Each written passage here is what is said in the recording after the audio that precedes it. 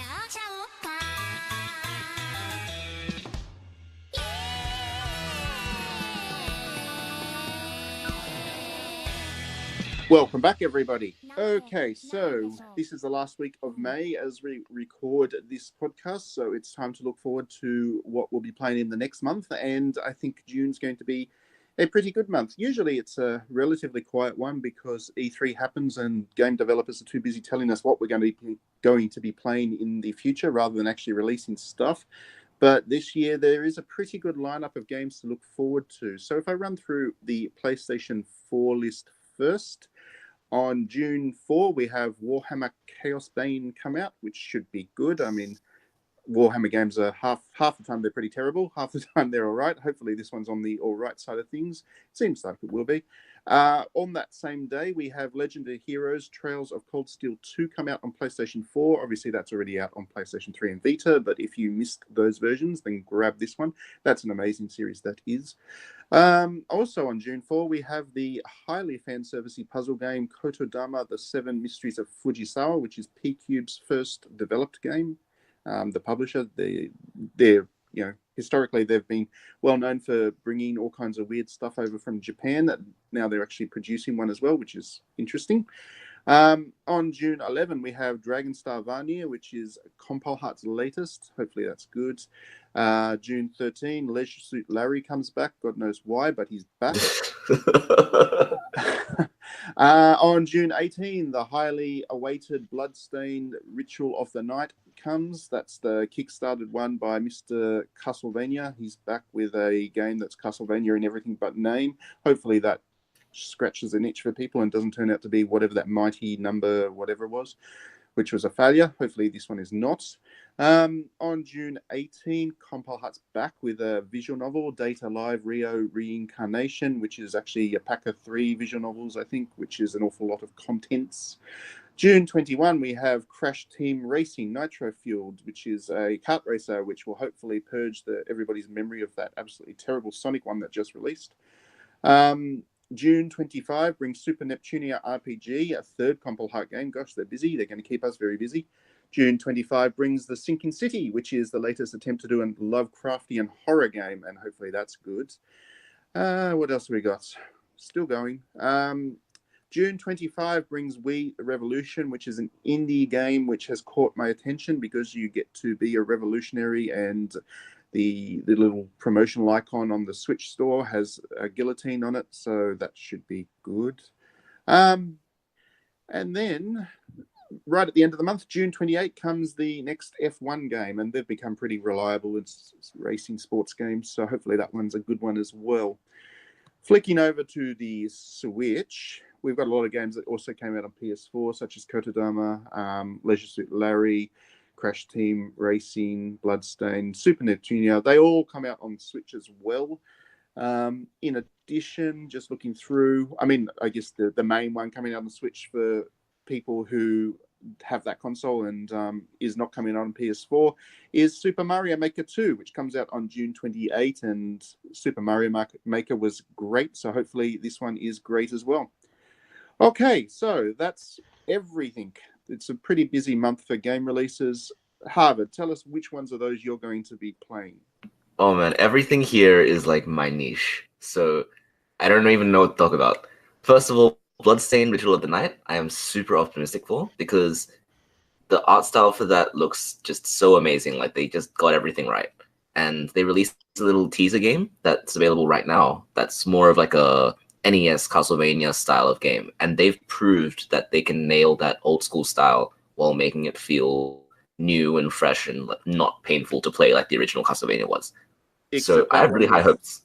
That mini game was actually made, that little game was made by Inti Creates, not the developer making. Oh, okay, never mind. Never mind. But Ritual of the Night is way forward, isn't it? Sorry? They're made by Way Forward, isn't it? Or like with help from Way Forward? I think they brought Way Forward on late because I think they needed to get this thing out the door and it wasn't.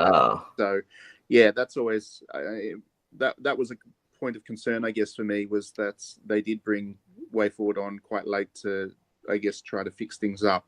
I'm hoping it's good. Okay. Well, put my excitement in a box then and ship it off to a different country because it's gone now. Oh, it started as a Kickstarter, so you better hide that away as well. I have high hopes for Kickstarter. I'm sure that they've made lots of good things. And also Super Mario Maker 2, of course. I saw that they have a Super Mario 3D World theme, where when I heard that, I was very excited too. I was like, oh man, we get to make 3D levels. We don't. We only get to make 2D levels, but with the assets of the 3D World games. But you know what? Even then, designing stuff is always fun, right? Yeah, I hope so. I mean, I really enjoyed Mario Maker on the Wii U. I couldn't stand the 3DS one because you couldn't actually upload levels to share, which kind of defeats the purpose of Mario Maker. But I've got big hopes for this one on Switch. I think, those kinds of games are effectively endless because a whole bunch of creative people come and create levels. And if Nintendo can build on what it did with the Wii U version, then great, it'll be amazing. What about you, Trent? What's on your list of to-dos? See, I'm hoping that Judgment's still coming out this month. That's June, whatever. I don't know what month it is at the moment. I'm still hoping Judgment comes out. Like the Japanese re-release is in July sometimes. So, and apparently the Western release date hasn't been changed yet. So, still high hopes it comes out on the 25th or whatever day it's locked in for. But probably may slip just a bit if the Japanese release date's going to be in July. It just seems odd that the Japanese game, with all the changes and stuff behind the game, that the Japanese version was the hardest one to put out. Like, if that makes sense, like the Western one's just going to appear. Maybe they want to advertising or something. Maybe it's easier to release the Western one first and not hype up the Japanese one. I don't know, but that's what I'm excited for if it's going to come out. Outside of that, probably Super Mario Maker, but I'm undecided on if I should get it digital or get it as a retail copy, or get the limited edition copy, or get the limited edition copy but digital. So it's horrible. Yeah, I don't know about Judgment. I'm hoping it comes out. I have had a chance to have some hands-on time with it when it had that actor in it before he got done for cocaine. I'm hoping it comes out as well. I don't think it's the end of the world if it doesn't. Whenever it comes out, it's going to be great and it'll turn heads. That's why I didn't mention it in the original list, though. I have a sneaking suspicion it'll probably slip a little bit anyway. But who knows? It'd be good if it comes out this month. What about you, James? What is your most anticipated June release? I think, probably Super Mario Maker 2 looks pretty fun. I think as well, there was another one as well that I think you mentioned. What was it called? Crash Team Racing, which I think is going to be a pretty cool trip down memory lane. And there's a few titles actually which I think are pretty cool just in terms of crossovers. So like Octopath Traveler, which I've already played on the Switch, which is a great game, but that's coming out for PC. And then obviously you mentioned as well Legend of Heroes Shadow Call Steel. So there's a few games coming out which I guess are re-releases, but just onto other platforms. So if you missed the chance to play them, whatever, or you've got a second chance, I guess, at Octopath Traveler or Legend of Heroes Call Steel. I mean, I haven't played the first one of that back on the Vita, I think it was anyway. So I'm looking forward to that on the PS4 as well. So yeah, there's a few things coming out in June. Yeah, I'm about to go down the rabbit hole with Legends of the Legends of Heroes.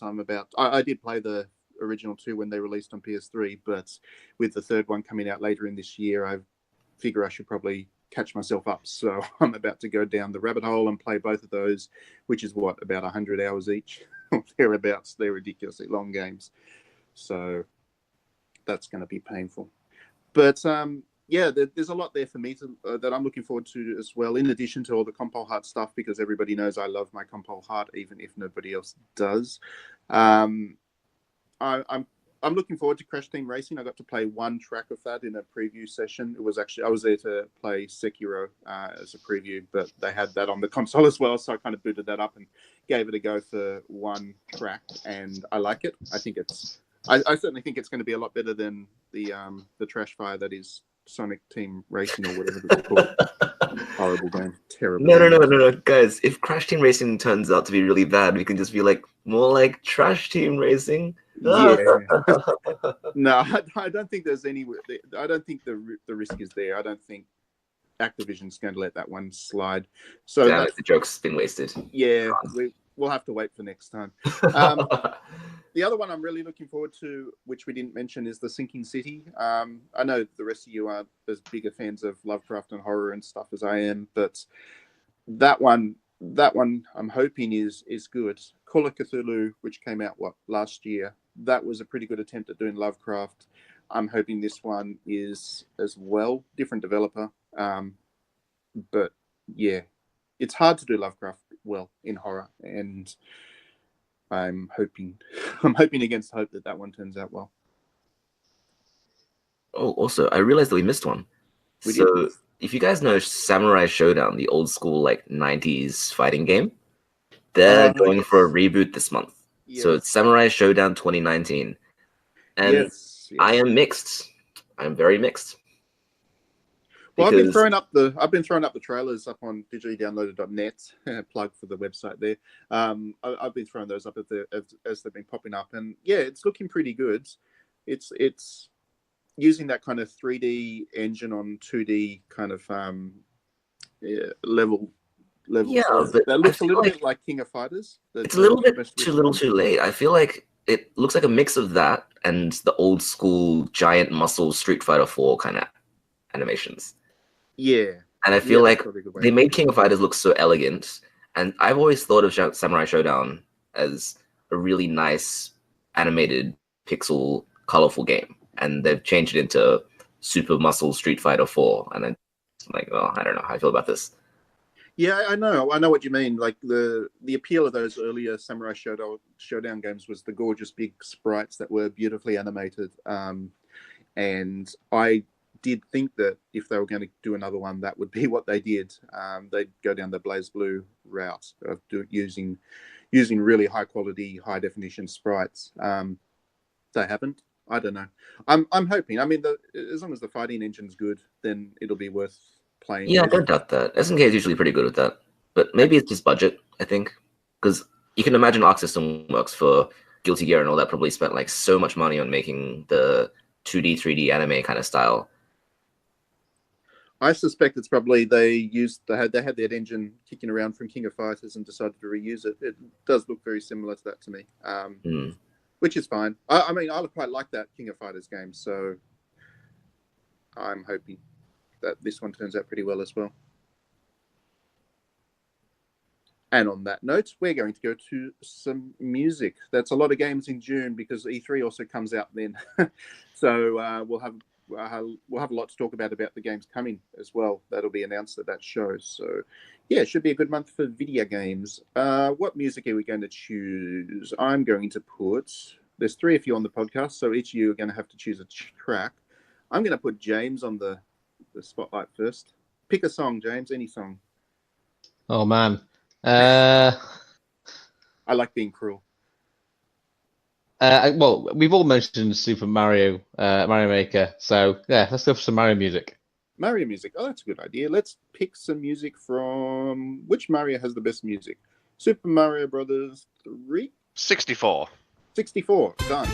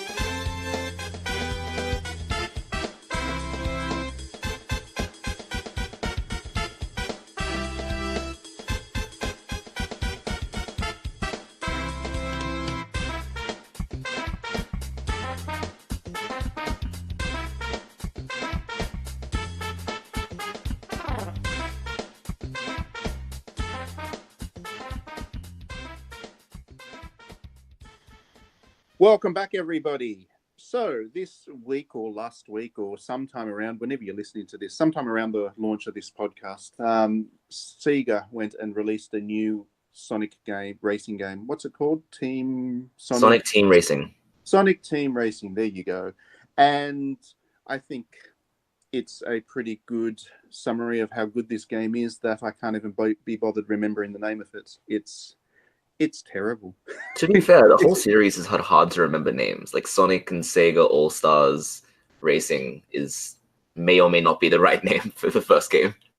Yeah, but that one was actually good, so I'll forgive it. I'm not going to forgive this one its name. I mean, the name is like Sonic and Team and Racing or something, which kind of describes what's in the game, but it's about... Isn't it meant to be Team Sonic Racing? Which is confusing because Crash is Crash Team Racing, and it's like, why don't you just have the same naming conventions?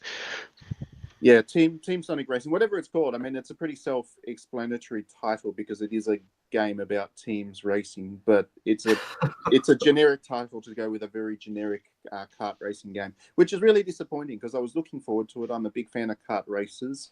I play pretty much all of them, and I certainly didn't expect one of the caliber of the Sonic series, especially given that some of the previous Sonic races have been pretty good. I did not expect one with this kind of profile to be about as enjoyable or as interesting as Meow Races, which is another kart racer game that is out recently. And that one, at least, they put some effort in because the developer was small and tiny and it's a very indie game. So I can approve of the attempt, but when it's of the caliber and prestige of Sonic, I kind of expect a bit more than that, and I did not get that. So I was very disappointed. I'll probably never play that game again. I would throw it in the bin, but it's a digital download, so I can't exactly do that. I'm very disappointed about that as well.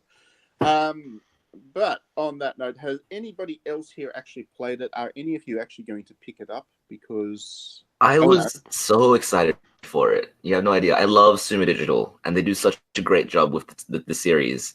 And when I heard it was announced, I just wanted to play as the cool characters like Jet and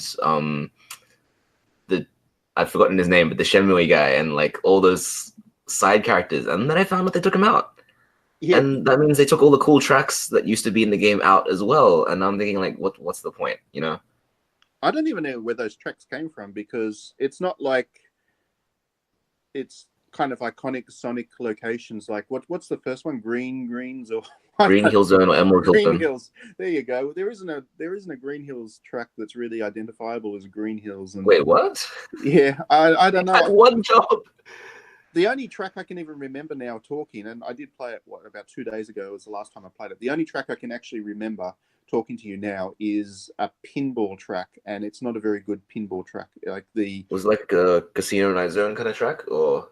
I don't know. I remember Mario Kart. I can't remember the name of the track. Mario Kart had a better pinball. Oh yeah, Waluigi. That was a great Such a good track. Yeah, exactly. So it seems like they've tried to clone that, and they've just lost any of the inspiration that went into that track. So it's just, yeah, it's painful, and the lack of characters is really painful as well. I wanted to race around as Football Manager, and I can't do that, and it makes me very angry because Football Manager was a legend.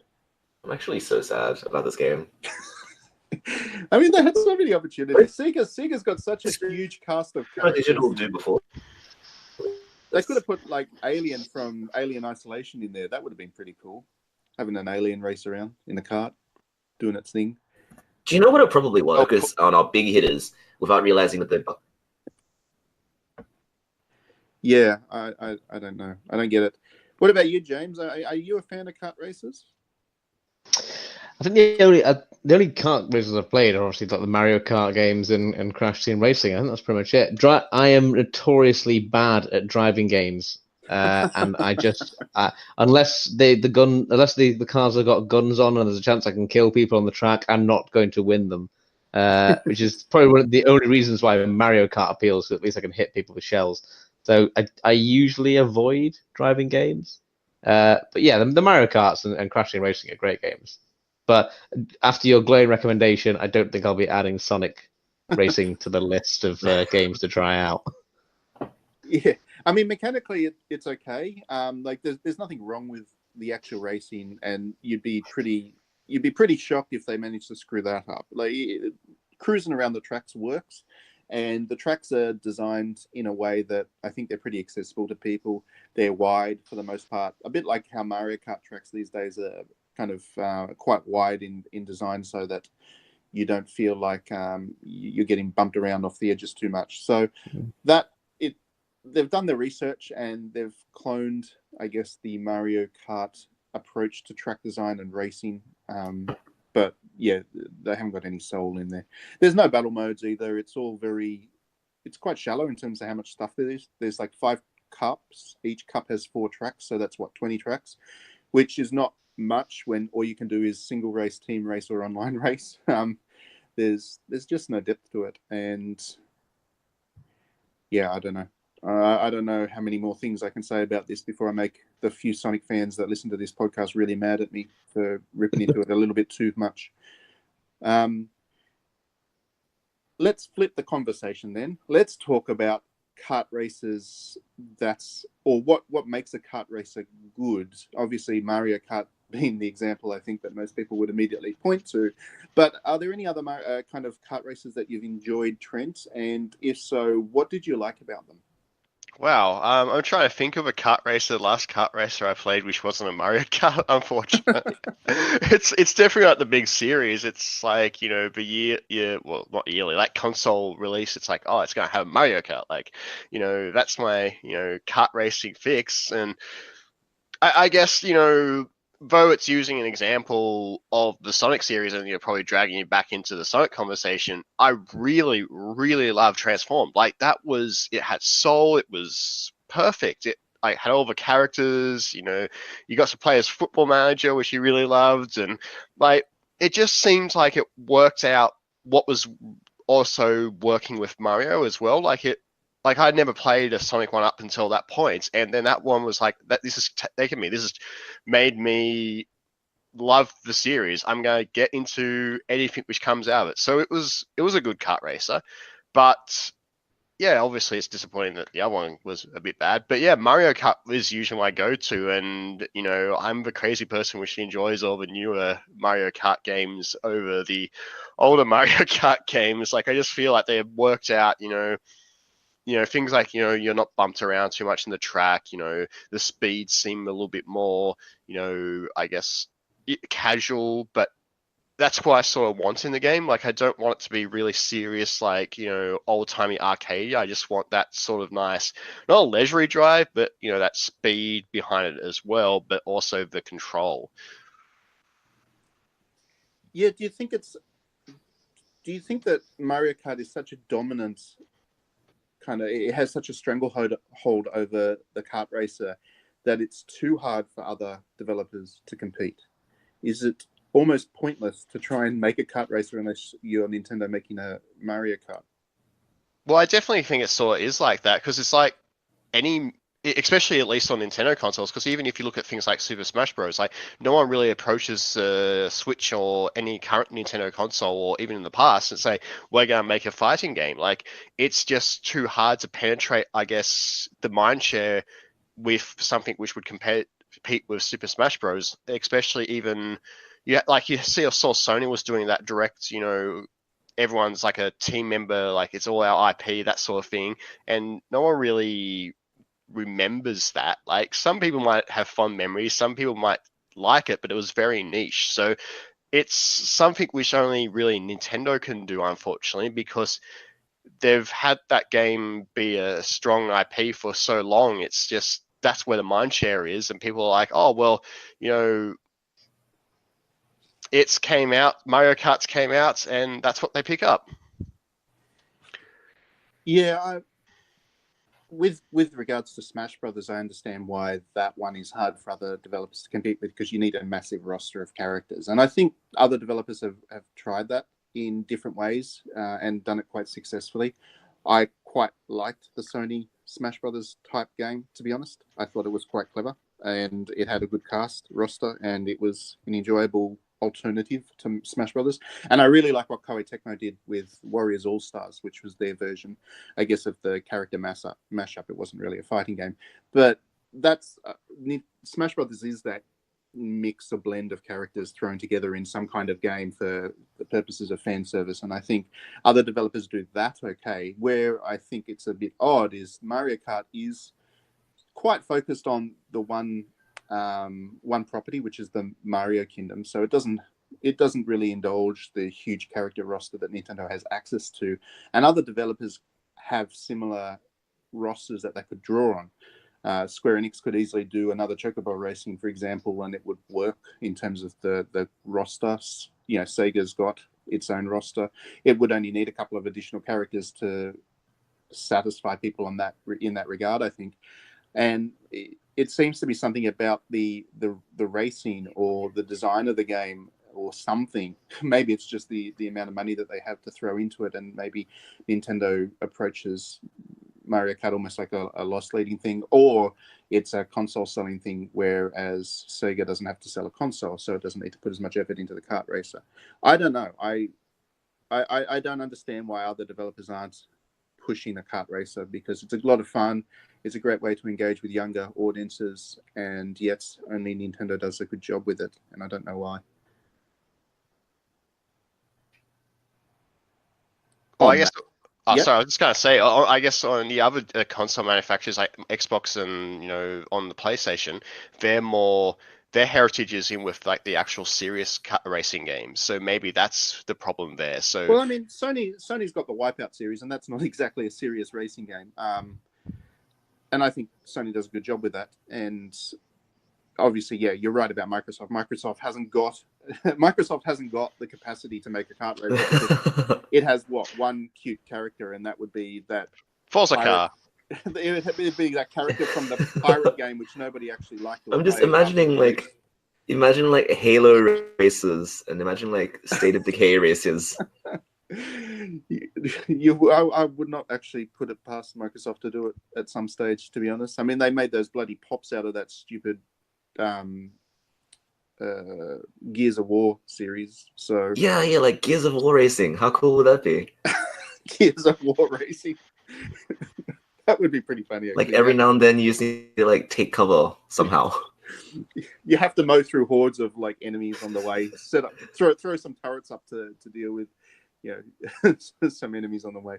Microsoft obviously can't do it, and Sony isn't particularly interested, I think, in the kart racer stuff. They've got Wipeout as their fun racer. So from that perspective, I guess that's right. Maybe it is. Maybe kart races are a console selling thing and nobody else wants to sell consoles the way Nintendo does. Maybe that's as simple as that. On that note, let's go to some music. We're certainly not picking music from that Sonic Racing game because that's terrible music as well. I didn't even rant about that. It was just the most dismal music. Sonic music sucks in general. What? Yeah, it does. I'm putting the old stuff is good. You gotta respect the classics, man. Sonic music is balls. We should put Bubsy music in. No. I want people to listen through to the third section of the podcast. Can I drop a recommendation? Let's have music from... I did mention Chocobo at one stage in that last section, so we'll pick some music from Chocobo Mystery Dungeon just for the hell of it. And Square Enix, if you are listening, please make a new Chocobo Racing. I've been waiting for one for a long time. They promised one with a 3DS, and they never delivered the process. Okay, Chocobo music.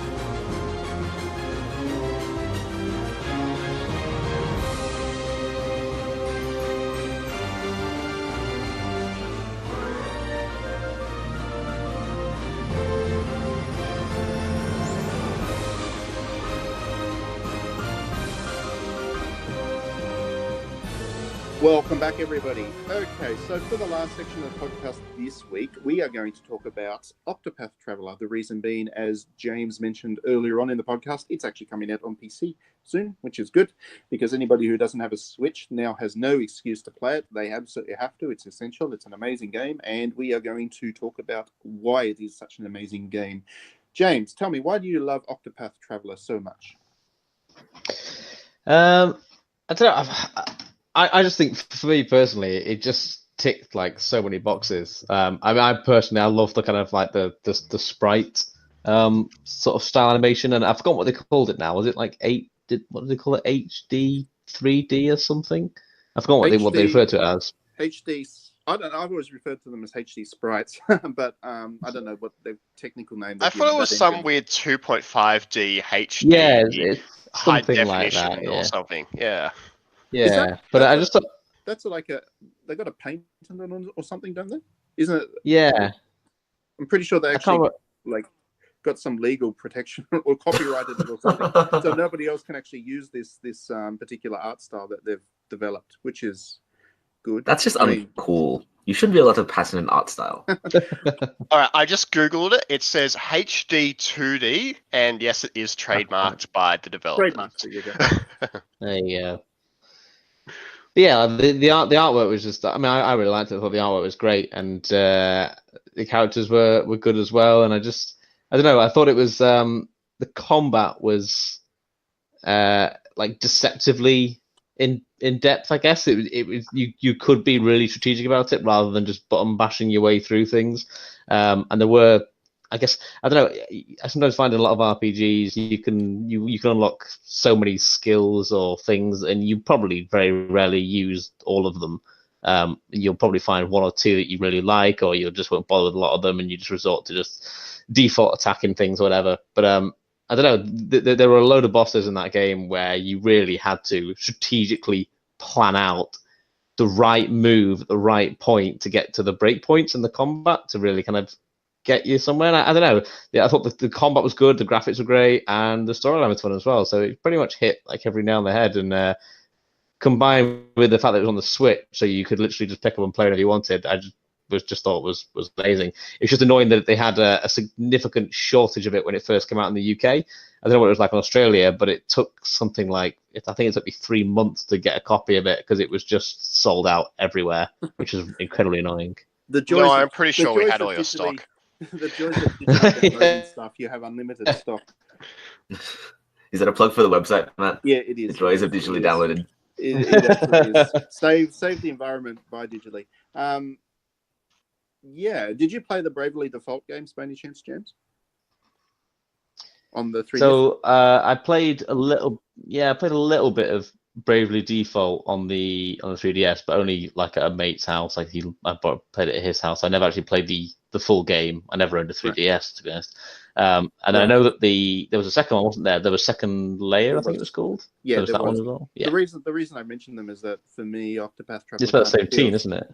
Yeah, Octopath Traveler kind of feels like the natural extension of that combat system from Bravely Default. It's a refined version of it, I think, and yeah, I quite liked it too. I thought that was. I think that's a great system. I like the risk versus rewards of being able to load up attacks and kind of go all out if you reckon you're close to beating the enemy, but if you miscalculate, then you're in all kinds of pain for a couple of turns afterwards because you've got to wait for your character to get their moves back. Yeah, I quite like that. I thought it was. I think this game. I think Octopath Traveler is pretty well balanced too. That there's not too much grinding involved if you're not that interested in running around in circles. I don't think I got as well stuck while I was playing. I mean, it's got its hard bits, but I don't think I ever got really stuck while I was playing.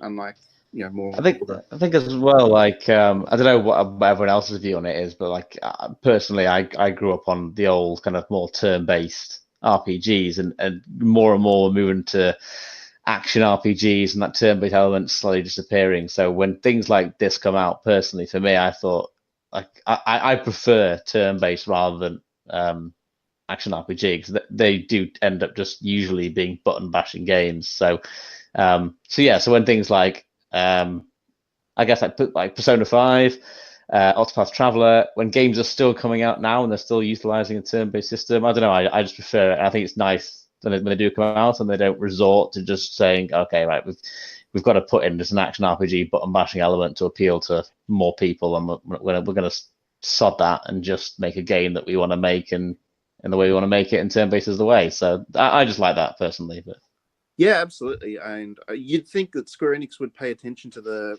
fact that Octopath Traveler and Bravely Default and all of that are quite well loved by players, and they'd pay attention to that when deciding that for their remake of Final Fantasy VII, they're going to turn it into a button mashing action game. But yeah, Square Enix. I think they treat it as a niche. Like Square Enix treats the old school Final Fantasy 4 to 6 era as like a niche of players that they can just make a game for every now and then. Then real fans of like the Final Fantasy 15, Final Fantasy 7 remake kind of action, spiky hairs, dystopia people. The ones who buy the loot boxes. The thing is that Octopath Traveler sold pretty well, didn't it? I think it did, yeah. But yeah. It came out on the Switch at a time when not a lot of stuff was on the Switch, though. That's true. There's timing. There is an element of timing in there, but I don't think that people. I know there is that assumption that turn-based stuff is not mainstream enough because people are. Well, let's be blunt here. People have the have the attention span of gnats, and if it's anything that's mildly slow paced, they get bored. There is that perception out there, but I don't think that really backs up, because you make a good quality turn-based game, it sells for sure. It absolutely sells. I mean, look at Persona. Look how much Persona sold. Persona 5. Not that I particularly think it's an amazingly high quality RPG, but that's because of the narrative, not so much the the turn-based stuff. I thought the combat was fine, and yeah, I don't think the perception out there in the industry quite matches up with the reality as far as the RPG genre goes, because I think people do want turn-based stuff. I think people do like that, and I think Octopath Traveler really tapped into a nostalgia that a lot of people have, but in a way that is still accessible to new people. And I think there would be a few people who became fans of turn-based RPGs as a result of stuff like Octopath Traveler, which is good. I definitely think the art style sold it a bit. Like when it was first announced, everyone was like, "Oh, that's an interesting art style. It looks pretty." I mean, I get that. And then more information came out about how there was like 8 characters, and they all have different skill sets. And if you're like me, you pick the wrong ones, and then suddenly the game's way too hard. That sort of stuff. I went with the Hunter first. I did quite like that it was first revealed as Project Octopath Traveler, and then it was revealed that the game was just called Octopath Traveler. It really wasn't. It really wasn't a project name. I do like that. They're like, we're gonna pretend we're gonna give it a dumb name, and then they were like, well, it stuck. I like how there was a whole bunch of people who were like, oh, they're going to rebrand it as a Final Fantasy game or something. No, they're not going to do that. Oh, I won't say his name, but he was. I mean, it was in everything but name a Final Fantasy rebrand, though. It absolutely, and so was Bravely Default. They definitely are in everything but name Final Fantasy games. But I think it's probably a good thing. You know what's crazy? Given the direction that Square Enix is taking with Final Fantasy, it's probably a good idea to separate this stuff out from it a little bit and try and find a new franchise that can be used as that kind of turn-based niche, in inverted commas, niche property, because Final Fantasy is obviously aiming for the mainstream with its actiony bits, button mashing. I think the turn-based system kind of taps into, I think, 2 audiences. So, for example, you've got maybe the people that like get the nostalgic kick out of it from older turn-based games, and then you've probably got the newer people who probably see something like Octopath Traveler, and it obviously it's by Square Enix, who are by no means an indie company, but you see this title come out, it's not a Final Fantasy, it's in that kind of spritey graphics, and then it's got a turn-based system, and it probably almost gives it a bit of a more indie retro feel that people probably feel like they get something more out of it than if it was a big studio release. So I think it kind of taps into 2 audiences.